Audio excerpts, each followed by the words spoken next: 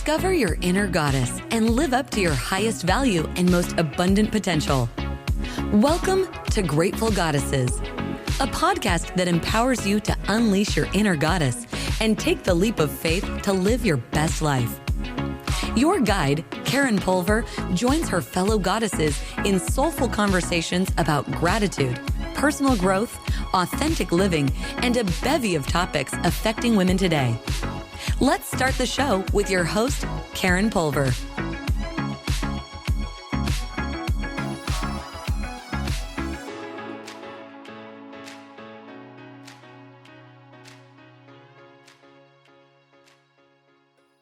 Welcome everyone to Grateful Goddesses, and thank you for joining us. This is our first episode in 2024. The reason being because a year ago, I suffered a stroke where I was locked in. What that means is I basically could hear everything around me, smell, see, but I couldn't move. I was inside my head. I didn't faint. And I felt so horrible because I couldn't control anything. Well, all I could do was control my breathing, which I did, and then the clots cleared. The reason why I tell you that story is not only the reason for why we've been on a hiatus for this long, I needed to rehabilitate, but also because what happened the morning of October 7th set me right back to that place. I didn't know what to do. I could move, but I didn't know what to speak, how to do anything, or what I could do to help. I immediately called my son and told him to get off of the account 23andMe. I told my family we're hiding our mezuzah. I took all of my jewelry, I put it under my shirt or took it off. And then I went in my car and I started scrolling. And I stumbled upon many female influencers, but two in particular that are joining us today, because they not only stood out to me that, oh my gosh, I'm resonating with what they're saying. They are so brave. How are they doing this? They're speaking their truth, they're speaking their values, they're speaking their Jewishness. I don't think I've ever said that I'm a Jewish woman on my show. I know Rachel, our featured goddess, has, but I never have because, frankly, I've been afraid. But today, I'm not afraid. So welcome to our guests, Lindsay Pinchuk and Celeste Hackel, who are two what they call accidental influencers, and of course, Israeli influencers, advocates, and as well as our featured goddess, Rachel. So I need to ask both of you, first of all, thank you so much for coming. How did you decide, we'll start with Lindsay, to start scrolling about this? I didn't decide, it was just very natural for me to speak up and speak out. So just a little bit of backstory. I had a parenting business for 10 years, a business in the parenting space. And now I work with female founders and entrepreneurs. And I always have spoken out for things that are important to me. So when I was in the parenting space, I would talk about vaccinations. I would talk about formula feeding and breastfeeding. I talked about so many things that people came down on me for, and it didn't matter because that's me. I want to speak up for what's important to me. A couple years ago, and 18 months ago, my community was ravished by a mad gunman during a parade, and my best friend was at the crux of it all. And I started speaking out about gun control a lot. And I started doing a lot of work in the gun violence community. And so I share that because it's not something that I really think about. It's just when I'm passionate about something and I believe in something, I speak out about it. I have always spoken up and spoken out for the Jewish community, which I am a member of. When the blue squares came out in 2021, I was the first to put mine up. I went on the March of the Living when I was 17, which is a trip that goes to Poland for a week and goes to the concentration camps and then goes to Israel for Yom HaZikaron and Yom HaAtzmaut, and which is Independence Day and Memorial Day in Israel.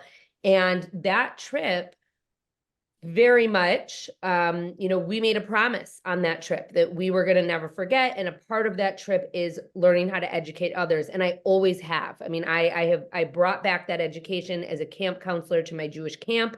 I did programming surrounding the Holocaust, surrounding anti-Semitism with my co-counselors. This was, years and years ago. I mean, this was 25 years ago.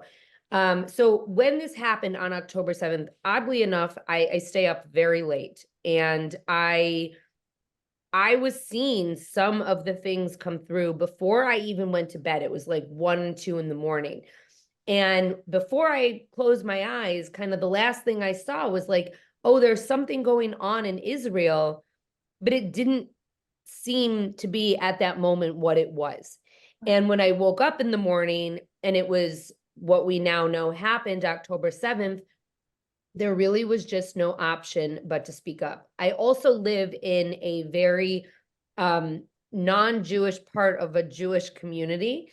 And it was very important to me that the people around me and even my friends who aren't Jewish understood the magnitude of what was happening. And for me, a lot of that comes with sharing on social media. Wow. Thank you. How about you, Celeste? So I resonate with what Lindsay said about it wasn't a decision. It didn't feel like something to even think about. It just was. For me, I had a little bit of a different experience. While I was part of the whole social media community that advocates for various issues, I wasn't necessarily an outspoken Jewish advocate or Israel advocate. I mean, in general, I'm just kind of more reserved or understated. Like I always let that message come through I feel a little bit like I was naive. Like I just didn't see the world in terms of what we saw happen October 7th. And I remember on October 7th, I'm Sabbath observant, so I actually wasn't on my phone, and I went to eat lunch with friends like for the holiday. And one of my friends whose son was in the army told me that what was happening, and I was hearing how they took over the army, the police station, and everything that was happening. And it was, she was saying goodbye to her son. He had to give him his phone and go. And it was so real and raw. And we have, family in the army and family that lives there and friends. And it was really hard to wrap our heads around. And then I just naturally, also after the holiday was over, I posted like a blue Jewish star, I stand with Israel, which seemed so obvious. I just endured a terror attack. It didn't even feel remotely controversial, or I didn't realize it would be anything. I just assumed that's how normal, regular people, humans would feel. And I saw the response that just still, I have a hard time wrapping my head around. And I felt like not only are people not really advocating, they're also, at least in the world that the Jewish community, of course, really rallied, but in the community that I felt more a part of on social media specifically was more of the wellness community, the food blogger community. And I still am stunned at the complete like silence, or actually now they're coming out how they really feel. And I felt like I didn't even feel like there's a choice. It felt like it's my responsibility every single day for my children, for my people, for my community, for living in America, just everything, to speak up. I still feel that way. So I reached out to Rachel right away when I messaged Lindsay first, and you said yes, that you said thank you for asking. And I was like, oh my gosh, like, okay, now I really have to walk my walk, like walk my talk. I can't hide, because I am now going to do this. And my family was not they're not happy about it. We are Jewish, but they're scared. So how do you both deal with that? I know, Celeste, you did mention, my first post that I was attracted to one of the first posts was when you said, this is what happens when I post.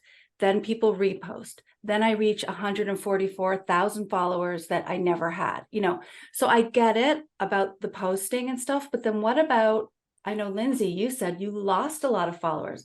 Did you both also get hate? Like, that's what I'm afraid of. But if you did, how did you deal with it? Do you want to go first, Celeste, or do you want me to go first? Yeah, I'm going to be honest. I was stunned by the hate. I got a lot of hate.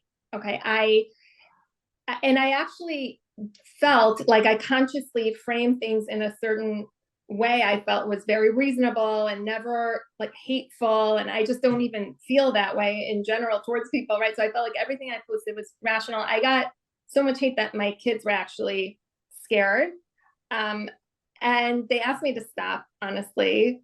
And the truth is, in the past, again, I posted about health and recipes and, life and all that kind of thing. And when they didn't want to be on my story, didn't want me to post about something, I was very conciliatory about certain things, just boundaries. And here, when they were like, "Mommy, can you stop? We're scared."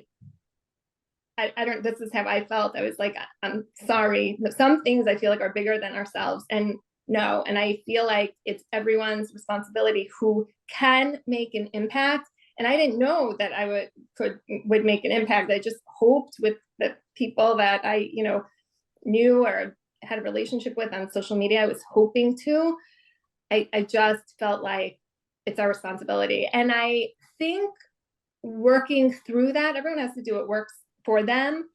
But I feel like the whole platform of my page is feeling empowered to take care of yourself, to advocate for yourself, to speak up. And if this isn't the place where you need to do it, then I don't know what is. I just feel like it's not an option. And now my kids, my family all came around too, and they are more vocal too. And you really see that when people start to pave the way, it makes it a little less scary for others to do the same. Well, I just told my husband I'm doing it. I just said I'm doing it. Sorry. But I also quoted, like, if we are silent, we're complicit, right? So Lindsay, how about you? So I have kind of a lot to say about this. So yes, I lost followers, a lot of followers. I haven't looked recently, to be very honest with you, but what has happened on my social media can and should be a case study. And it should be a case study for what I teach and preach in my business world every single day. And that is just to show up as yourself. Okay. Like I say that to my clients, I say that to my community. I have built 2 businesses off of just showing up as myself. So what has happened is, yes, I have lost followers. I at one point, it was like over a couple thousand. However, I have gained so many followers. It's not even funny. Like my account on October 6th was something like 12,000 people. It's now over 26,000. And they're like, yes, and they're actual people. And I have been connected to the most incredible people because I've spoken out. I mean, I was in Vegas last week for a business opportunity that literally came to me because a very big, well-known businesswoman who is Jewish saw me talking about Israel and said, I have to work with this woman, and called me. And we had 2 calls, and then I went to Vegas for this activation, and now we're talking about a partnership. So like I share this because I say all the time, just show up as yourself and the right people will show up too. And that has happened times 1,000 here. I mean, it really and truly has put me and connected me with some of the most incredible people. Now, yes, like Celeste, I have also gotten hate, but you have to remember that a lot of these people are keyboard warriors. They're hiding behind their screens. They're hiding behind their keyboards. They're being paid to put like disgusting comments down. I have my settings now set that if you don't follow me and you send me a message, it goes into my request. So I have to actually look at it and approve it. And I have just gotten into the rhythm, whether it's someone who comes into my DMs or whether it's just a comment on my post or whatever, that I report them, I block them, and that's it. And that's it. And I move on. The other thing that I want to say that has been, and I think that this has been like an eye opener for my kids, and in a positive way, I think, is like a lot of people are approaching me in a positive way. So like I had a business for years that reached millions of people and in the parenting space, and people would come up to me all the time. But it was a lot of people that I knew and people that like I knew who they were. And this is very different. This is strangers are approaching me. On our family vacation in December, everywhere we went, people would come up to me. People were hugging me in the hotel lobby. And like at first for my kids, I think they were like, who is this woman hugging my mother? And like they would say, who is that? And I'm like, I don't know. But what they were saying was, thank you so much. Thank you for being there for us. Thank you for sharing. And I think that that's so important for my kids to see that you have to speak up. You cannot be silent, because guess what? And I've been talking a lot about this on social media, like, if and when something happens here, or if they come for any of us, they don't care who's silent and who spoke out. So we might as well all be collectively speaking out. The whole world needs to be speaking out, because if you're not an Islamic jihadist, they don't like you either. So there's just no excuse. That is a really good point. I think that for me, I just, I experienced anti-Semitism as we probably all have, and I would like to talk about that. So I think that those memories of the anti-Semitic comments, I had a woman who even said to me when I first moved here, I'm from Canada, and she found out I was Jewish, and she said, "Oh, I didn't know there were Jews in Canada." And I was like, yeah, okay. And I gave her the benefit of the doubt, because I thought, well, a lot of Americans don't really know Canada because it's kind of pink on the weather map. They don't know a whole lot. Okay. And then she said, "Can I feel your head?" I said, "Why?" And she said, "Because where are your horns?" I said, "What are you talking about?" She goes, "Well," I said, "Who told you? What are you talking about? Who told you I have horns?" She goes, "Well, all Jews have horns, but they're not sharp anymore. They're like little bumps. Where are yours? Like, you do a good job of hiding them." And that's when I said, okay, I was in my 20s, and I was like, no, done. I'm not educating you. Goodbye. But every time I ran into her, I was like going like this, like, don't look at my head. So I'd like to know from all of you about anti-Semitism. I know, Rachel, you grew up in Normal, Illinois. Can you tell us a little bit about what you experienced? Well, it's just, I have family in Israel as well, and I've always felt a strong connection. But I was one of 5 Jews growing up, so I experienced a ton of anti-Semitism. I never wore Jewish jewelry, and I never wanted to identify myself. And I'm not wearing it right now because it just broke. But I got my first Jewish star, and have been wearing it and felt that I was doing it as an act of bravery.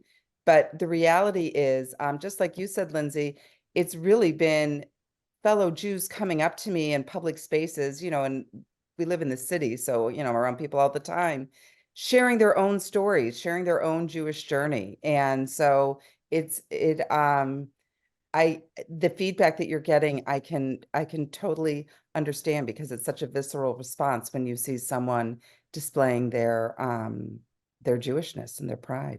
I think it also is what was shocking to me and sad was, you see from all the gratitude from people coming over to say, thank you for speaking up, that we expect so little, that it's such a big thing that anyone would speak up when any other community would speak up. But I'm always in awe of like the surprise and the gratitude, like, thank you. And it feels almost unworthy. Like, why thank you? But I see as a community how much people really appreciate and need that. And I guess we're not used to it in some very sad way. Well, so many of us have been conditioned for fear. Yeah.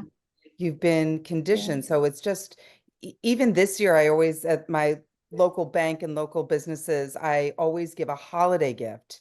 And this year I was like, happy Hanukkah. This is your Hanukkah gift. And I want them to know that the nice lady that comes in all the time is a Jew. I've always been tried to be neutral and not make a big deal out of being Jewish.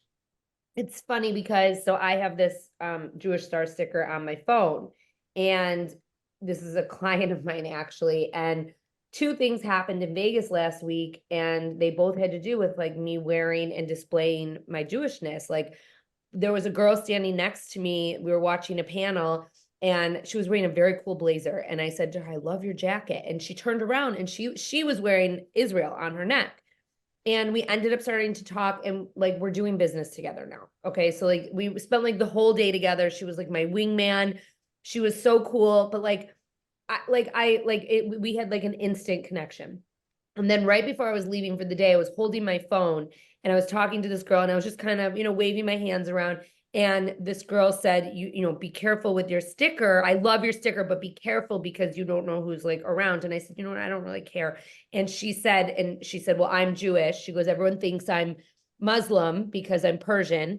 And we struck up a conversation. It turns out we have a lot of mutual friends. And even though she lives in LA and I'm in Chicago, and she and I also, like, next time I'm in LA, we're going to get together. And I do think it's so important to share and to not be afraid to show who you are. I also want to say on the anti-Semitism front, I never really experienced anti-Semitism growing up. I grew up in a very Jewish community. I moved to the city of Chicago where I had a lot of Jewish friends and everyone was just kind of accepting. And then I moved to the northern suburbs of Chicago and there's a lot of Jewish people here too. But I've always known that there's hate. And when I was in Poland, we experienced it. That was when I was 17.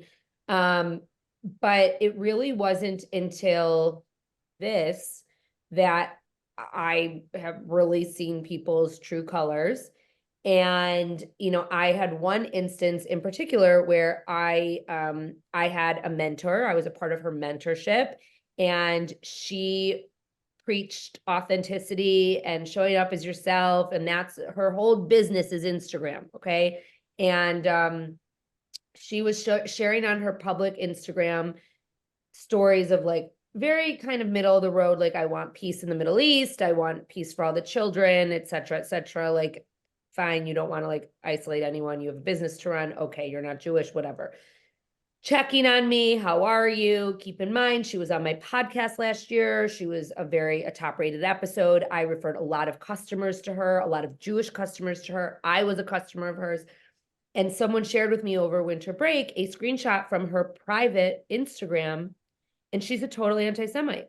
I mean, like a total anti-Semite, like misinformation, accusing Israel of genocide. I'm unfollowing Amy Schumer because she's talking about genocide, pro-Palestine. I stand with Palestine. I called her out on it.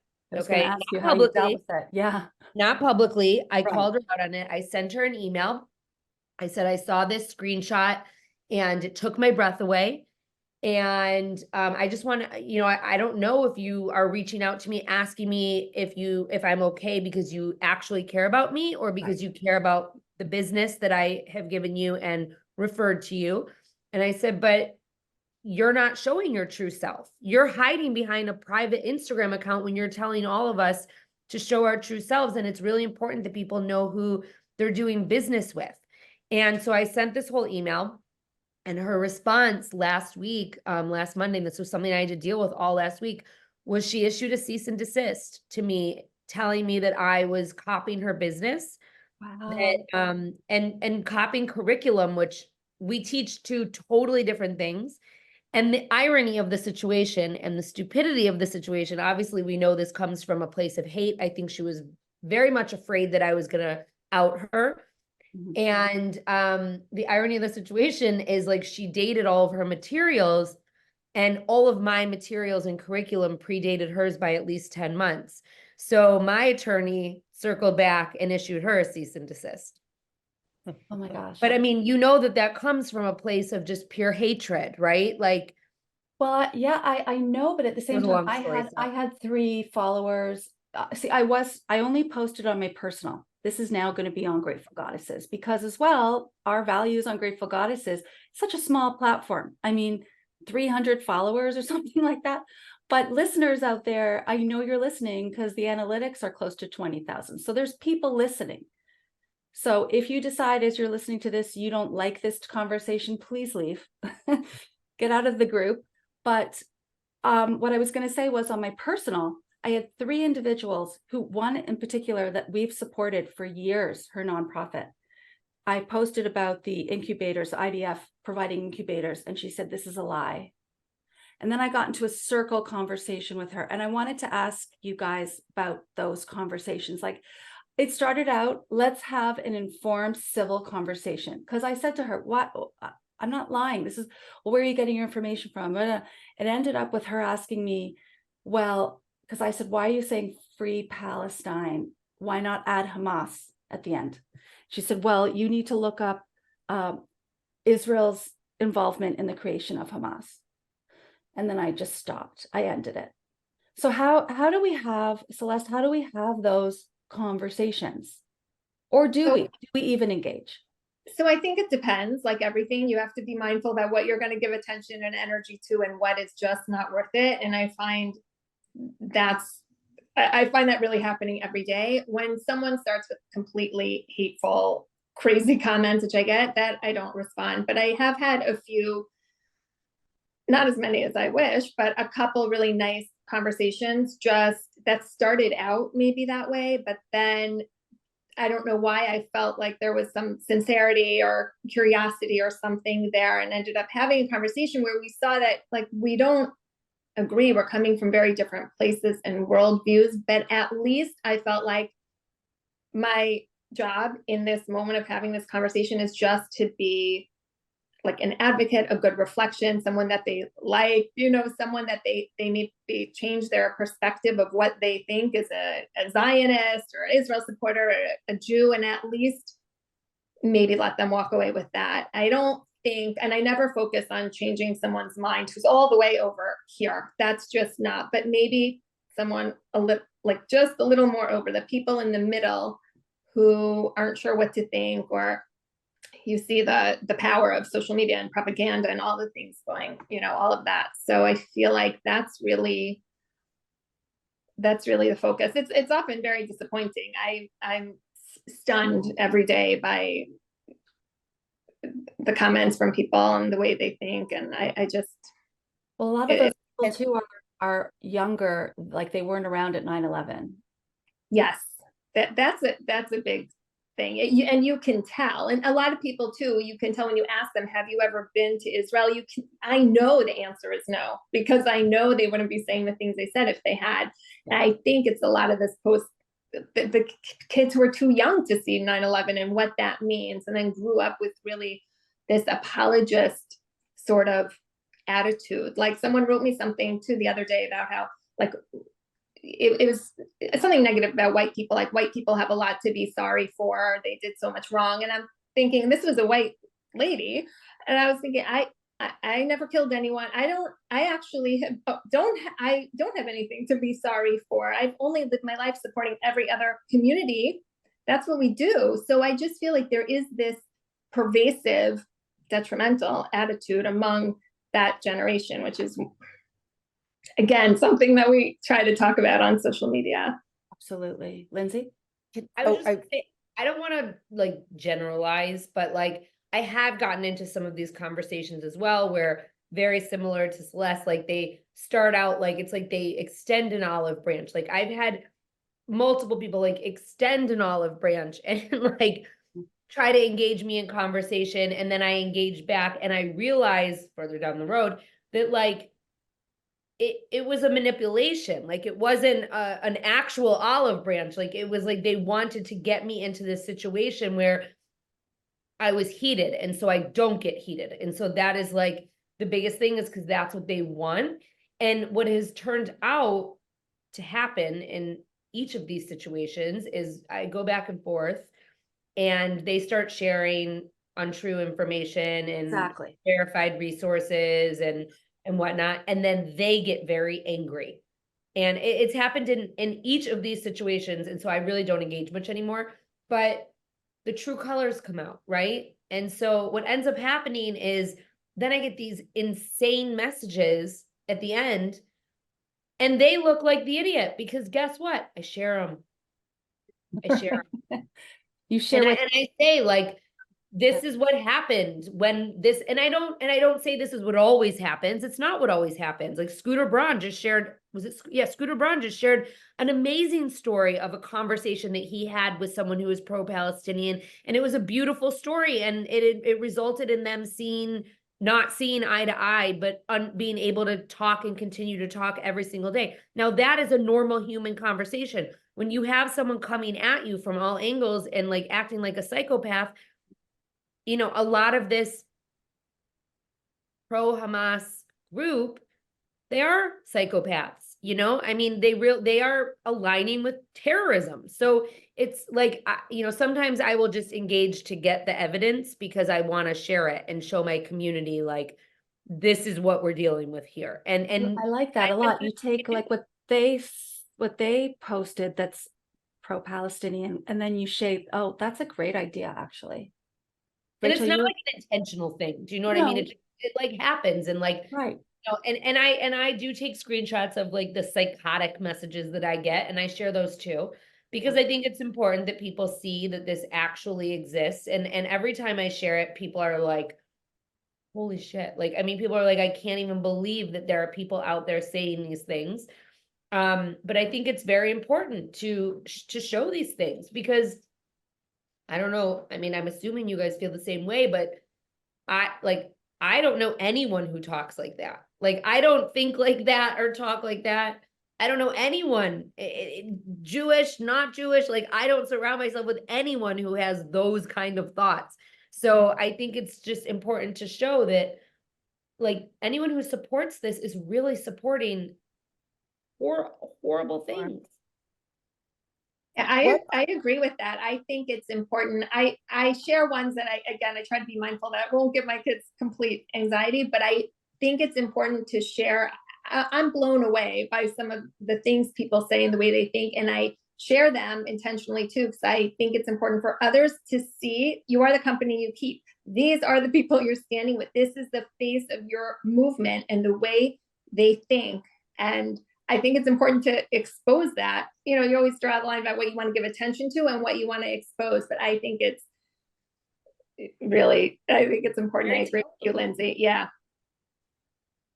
What are some of the arguments that you use if you can have a civil dialogue? And what are kind of the biggest points that you think can help at least shift or enlighten someone to have more compassion or more knowledge or An open mind. yeah. I will be honest, I don't really think there's much shifting or changing someone's mind who's that far in. But oftentimes when people say things to me that like aren't true, I respond with the definition of what they're actually saying. Like, I actually just put out a piece of content last week with like the actual like Webster's definition of genocide, apartheid, like all these words that are being thrown around so incorrectly. And you know, it's when you respond back with, but this is the Webster's dictionary definition of genocide, how is Israel doing this? Like, that's kind of how I try to frame it. I mean, it does not always work, you know. I mean, it probably never works, but I think that it oftentimes shuts people up. Mm-hmm. Celeste, how about you? So I don't really go there. I find that it doesn't usually help. I did for a while too. I realized I can't convince anyone of anything. And I kind of try to cut through that. And I'll always say, like, I'm not a historian, you're not a historian or Middle East expert, none of us know, but I try to draw at least the human aspect of it. That can we agree rape is wrong, kidnapping is wrong, hostage taking, murder, like bottom line, that's just bottom line. So I don't really get into the back and forth. I don't either. Yeah, I mean, it's not you. It's just not worth it, because you realize people they believe what they want to believe, and it doesn't matter what you say. That you're just not going to. The other thing is, a lot of these people are not even real people. So, like, I mean, really and truly, like, there are so many comments out there that come from bots, that come from people who are being paid to spew hate. It's like, why are we like? Your time is better spent projecting positivity and actual awareness other places versus arguing with someone who's not, it's not going to matter anyway. Well, the three people that followed me, they still follow me personally. I thought that once they found out my stance, they would unfollow me, and I wasn't sure about unfollowing them, but I kind of wanted to see what are they thinking, and I screenshot. And one of them, I was back and forth like a ping pong game. And finally at the end I said, listen, you've been in our lives for 10 years. We love you, because we do. And can we just use our passions towards peace? And she said, yes. love you too. But then she still commented after, but then she also liked, it was really confusing. She liked when I posted about the hostages being released, but then previous to that, she posted that it's a lie about the hostages. So like, it's, again, it's such a mishmash of garbage. I can't even go there. So can we talk for a minute just about college campuses? I have 3 young adult children. I think your kids are younger, but my youngest is 22 and she's at Michigan, go blue. And she came to me, and Rachel's kids too are at college. She came to me twice with 2 episodes. One where there was a pro-Palestinian, who was on a TikTok screaming with the bullhorn, kill the Jews or something, intifada, whatever, that my daughter was in a group project with, and she felt uncomfortable. And she went to tell the professor. And what he did was he took my daughter out of the group and put her in a different group. That's how he solved it. I didn't personally think it was a teachable moment, I think, for him. But anyway, the other one was my daughter called me and said she had to write a paper on the conflict, that it was going to be a different paper, but because it happened, they all had to write, where do they stand? And she was like, I don't know what to do. It turned out one of the students had family who were a hostage and asked on behalf of all the Jewish people in the class if they could change the assignment. And then he changed it. What are your thoughts on all of this? So, I think that our education system is a mess. I think that this whole situation has exposed a lot, and not just on college. And so, like, not just at college. And it's interesting, because you say my kids are younger, we're not in college, but I am very closely following what's going on college campuses. But it does start earlier. It starts in the K through 12 years. And my kids go to public school. And I think a big part of it is teaching kids acceptance of all, throughout all of elementary school, middle school, high school, etc. And it's not funny, funny, ironic, because even my kids have had experiences that they don't realize, but I realize. Like, we went to our holiday sing, it's called Winter Sing, and they always talk about all the holidays. So usually it's like, there's a couple of Hanukkah songs, there's Ramadan, they talk about, they do poems, there's Christmas, there's winter, there's holiday, like they do the whole mishmash. We've been going for 6 years, it's been 6 years since I've lived up here. They've never not addressed the holidays. And this year, instead of doing that and using it as a teachable moment, they just didn't talk about the holidays. So we went to this winter sing and there was no holiday music. It was like songs about ice skating and sledding. And there was one song that was like fa la la and something with the tree, but there was no mention of Christmas. And they clearly did that because they didn't want to mention Hanukkah. It was very clear. Down the road, our sister elementary school did an activation where they raised a Star of David. So it wasn't a district thing, it was a school thing. And I have been sitting back and forth as to how I want to address it, because my feeling is we need to be teaching these kids from a young age about acceptance of all, so that when they go to college, they're not brainwashed, and they have some level of foundation of what is right and what is wrong. I don't think that's happening in America. I think that this is happening far earlier than college, and that's why it's being accepted by college kids. I agree. Yeah. What about with your kids? They're younger, I think, yeah. So my oldest is actually 21, and she's in college, but she's in a Jewish college. So the experience is a little, different. But one of the things that I've really also been focusing on my page is talking about the problems on college campuses that definitely start much younger. My nieces and nephews are in private schools in Manhattan, but I see my nephew who was 6 came home and was talking about just talking about the conversations in his class and the conflict, and he said his my niece said, why does everyone hate Israel? And he said, oh, because Israel's the oppressor and took the Palestinian homes. And my sister said, what? Wait, who told you that? Where'd you get that? And he said, oh, we learned in class. And you realize it really starts much, much younger in any of these schools, public schools, private schools, wherever.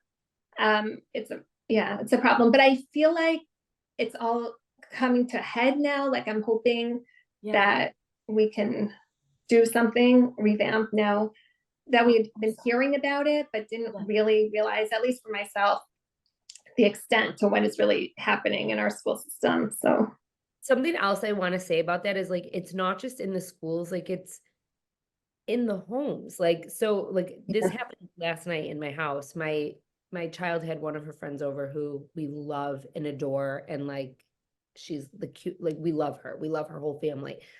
And my child said, why do people hate Jewish people so much? And her friend said, not in response to that, but like in response to the conversation, why doesn't Israel just give back the land? She had to get that from somewhere. This 10-year-old didn't come up with it on her own. You know what I mean? And so I had to sit there and say, it's their land to begin with. And this is not like, I mean, I had to sit there and educate her, but I mean, it's not just in schools, you know, and it's where, I mean, whether it's her parents, her aunt and uncle, whether she heard it at school, I don't know, but. It's so true. I didn't experience that though with my kids early on, but it's definitely seeing it in college, and especially with my youngest one, because of what happened October 7th.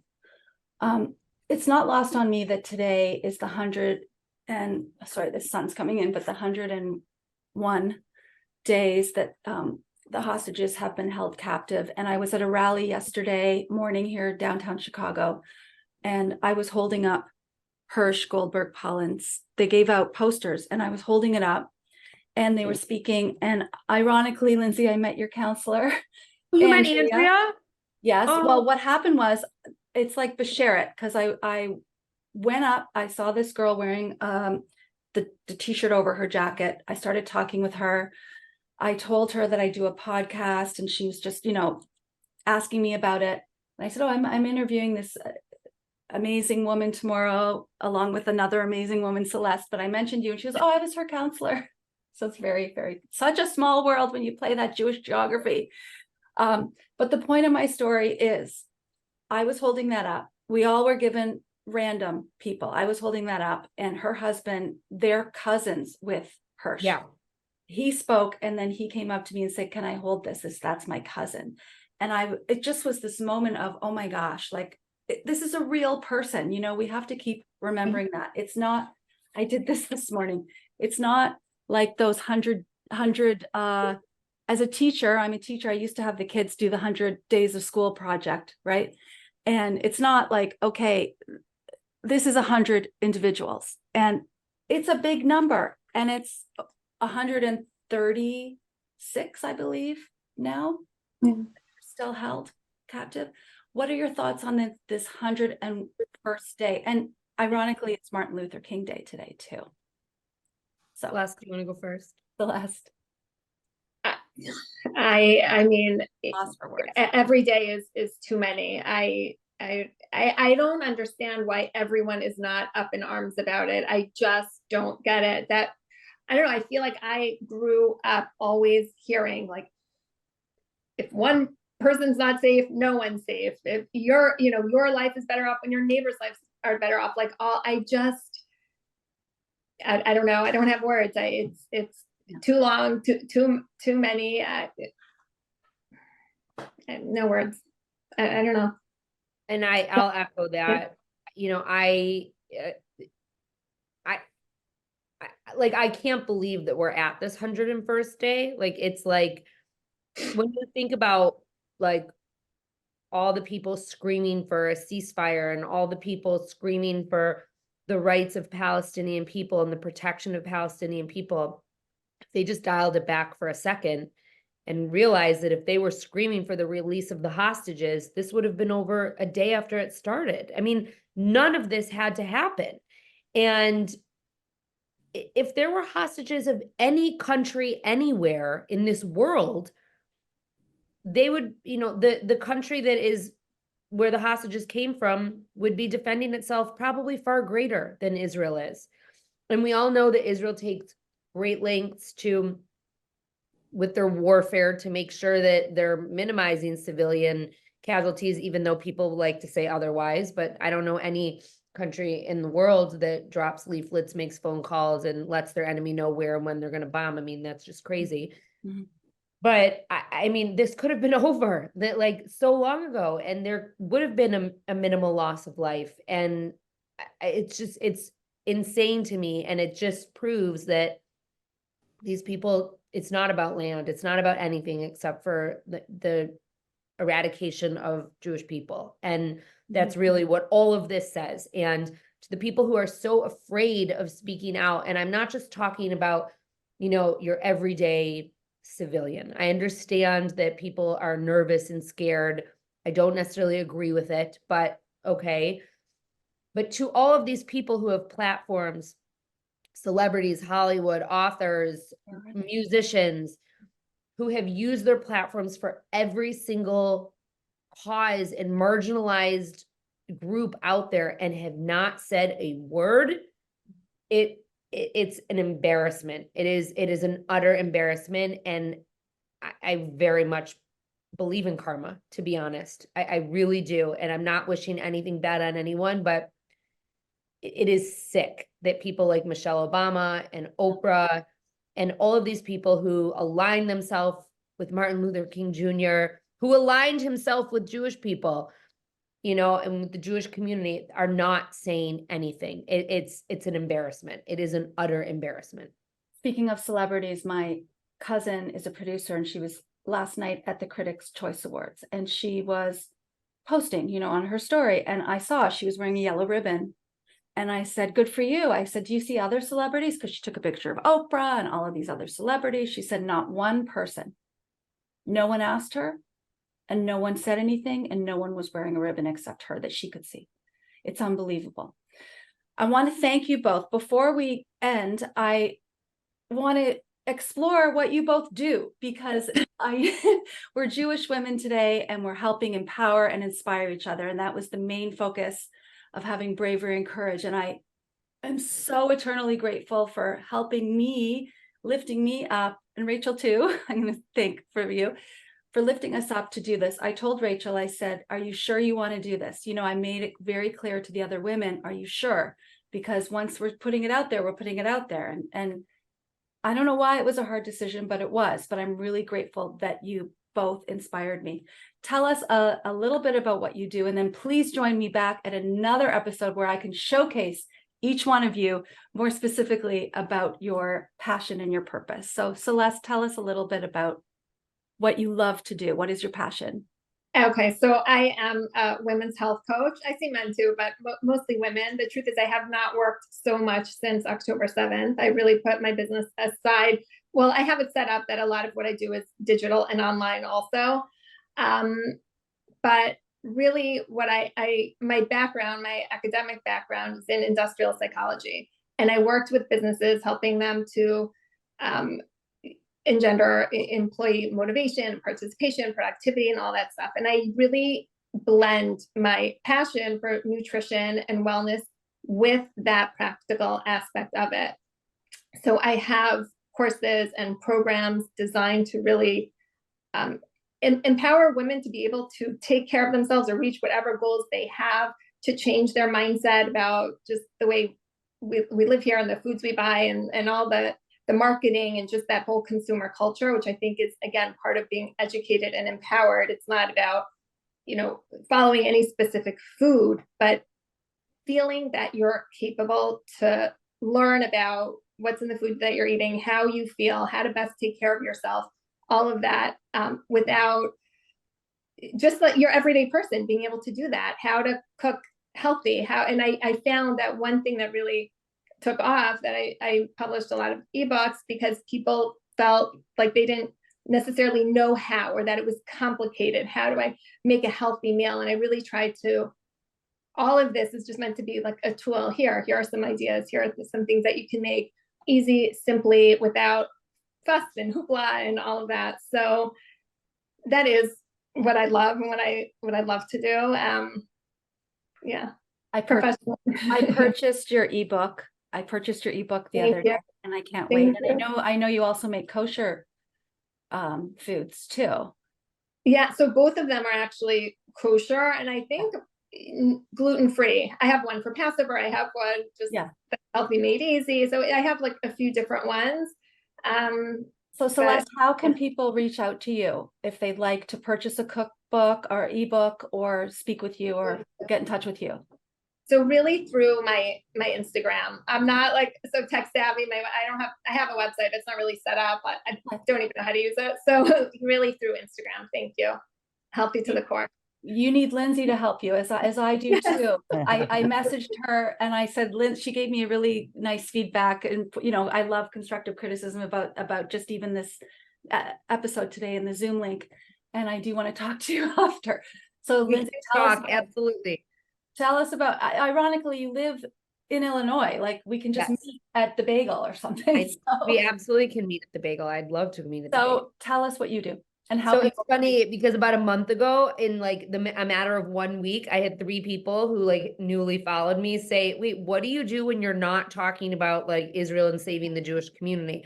Right. And then I realized like I really have not been talking about business. And so I started talking about business a little bit too. And you need to, and I think we all need to. So I want to say that like, no one should feel like they can't talk about their business right now, because we all have things that we have to be putting into despite what's going on in the world around us. But I am a marketing expert. I'm a marketing consultant. I built and sold a 7-figure business in 2019. I sold it. I started building it in 2010.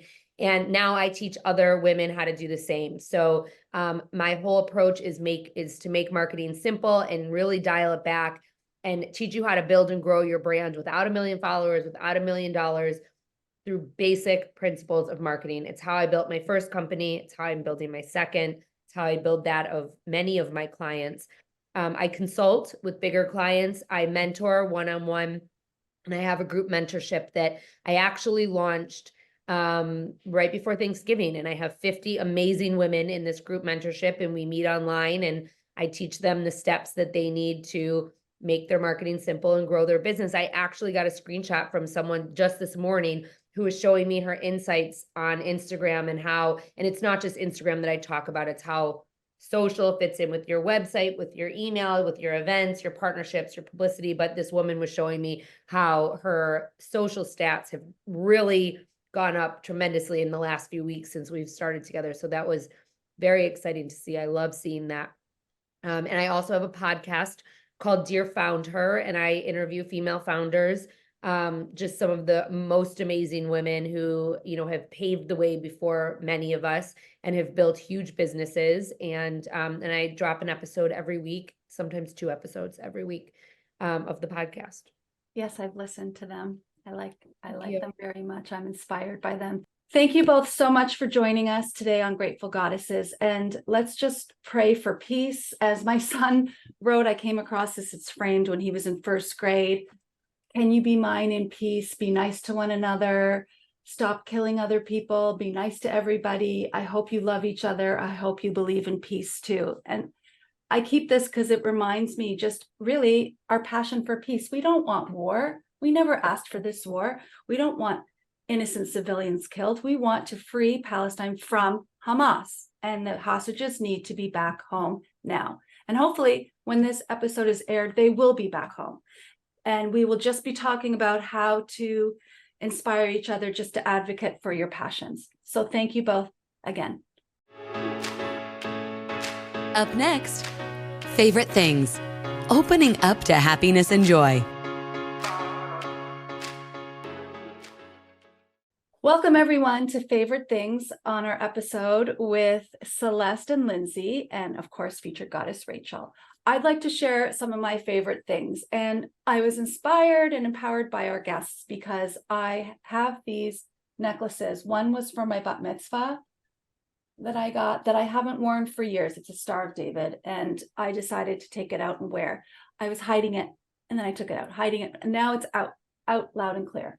The other, my sister-in-laws gave me for my birthday, and it actually has a heart and then a cutout Jewish star, and that represents the hole in our hearts since the hostages have been held captive. And then a chai. Chai in Hebrew means life. So those are some of my favorite things lately that I've been carrying and wearing proudly. Rachel. So I brought, this is from my great-grandfather started a creamery and it became a grocery store, and his brother, who was missing a leg, was not gained entrance into the United States. So he went to Israel and he started Whitman's ice cream in Israel, which at the time became the Baskin Robbins of Israel. And so I recently found a metal sign of Whitman's in Hebrew that I'm on eBay bidding on right now. But that connection with our family in Israel has always remained strong. My great-grandfather, when he got a washing machine for his family, he sent one to Israel. So it's always been, my mom grew up making care packages, and since October 7th, I feel even closer to my Israeli relatives. I'm communicating with them more, and there are silver linings in this moment of connection and pride and passion, and kind of rejuvenating some of that as well. That's so true. We wouldn't have met each other. I don't think. I mean, I probably would have stumbled still upon, because you're such dynamic women, but definitely speaking about Israel and definitely, connected me. Lindsay, what did you bring today? Couple things. I actually didn't bring it, so I'm sorry, but a couple things. One, Sloom Foods is a new favorite of mine. It's tahini. They're Israeli, and I literally eat the chocolate by the spoonful out of the can, and it's amazing, amazing, amazing, amazing tahini. And on that same note, they have a competitor product called Seed and Mill. It's halava, and you can have it shipped to you, but you can also buy it in Chelsea Market in New York. But they partnered for an amazing fundraiser together, which I think is so awesome when you see community over competition. The other thing is Jessica's Natural Granola, which is also a Jewish-owned business by my camp friend. You could buy it at Whole Foods nationwide. My family goes through 5 bags a week, and it's very expensive. So it's like expensive granola, but it's amazing. So that's another one of my favorite things. And actually, I want to echo what you were saying, Karen. So I have been wearing my necklaces too. And these necklaces I resurrected. This Jewish star I got on my first trip to Israel with my grandmother in Haifa. And I picked it out, and I haven't worn it in years. And I've worn it every day since October 7th. And then I put it on a necklace with this ring, which was my great-great-grandmother's on the other side of my family. And so I just feel like it's just keeping me connected to my roots every single day. How do you feel about the chocolate and ice cream reference? It's still okay, right? Because there's 100%. Yeah. It's funny. I'm going to echo all the jewelry sentiments too. So this necklace, I don't know if you could see, it says Chai on the front. It was given to me by my grandparents when I was 1. On the back, they engraved it in French. So my grandparents were from Morocco. They're French Moroccan. They immigrated to France, and I've been wearing it to give me strength too. My whole life, I grew up hearing how the king of Morocco really saved the Jews of Morocco from Hitler during the Holocaust. And so I think that shaped my worldview in a way. And now I hadn't worn this. My daughter actually had appropriated it from me for a while, but since October 7th, I've been wearing it also. And it gives me strength. It gives me comfort. It gives me hope. So it's definitely one of my favorite things. Thank you for sharing your favorite things. Am Yisrael Chai. Proud Jewish women unite. Thank you. Wonder Twin powers activate. Okay, thank you all. Thank you.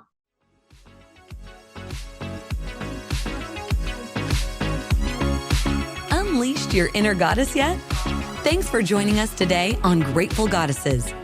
We invite you to visit our website, www.gratefulgoddesses.com, to access today's show notes as well as other helpful resources. Don't forget to leave a review.